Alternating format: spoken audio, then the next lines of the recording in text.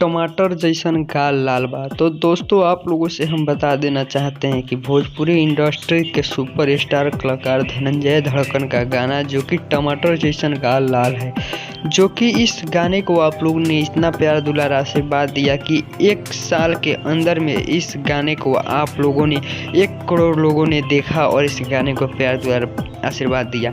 तो धनंजय धड़कन के फैंस से हम कहना चाहेंगे कि आपको कैसा लग रहा है, कमेंट बॉक्स में कमेंट करके बताइए। टमाटर जैसा गाल लाल है जो कि आप लोगों ने इतना प्यार दुलार आशीर्वाद दिया, जिसको 1 करोड़ लोगों ने देखा है। दोस्तों देखिए बिट्टू, आप लोगों से हम बता देना चाहते हैं कि टमाटर जैसा गाल लाल बा, उसके बाद भी एक से एक ज़बरदस्त सॉन्ग जो कि आप लोग को RCA म्यूजिक के माध्यम से रिलीज किया गया है। तो हम चाहेंगे कि टमाटर जैसा गाल लाल है, इस गाने को आप लोगों ने 10 मिलियन आप लोगों ने इसको व्यू दिया, आप लोगों ने 1 करोड़ लोगों ने साल भर के अंदर में प्यार दिया। तो वैसे ही सारे गाने पे आप लोग प्यार बनाए रहिए। धनंजय धड़कन के फैंस कमेंट बॉक्स में कमेंट करके बताइए कैसा लगा आपको।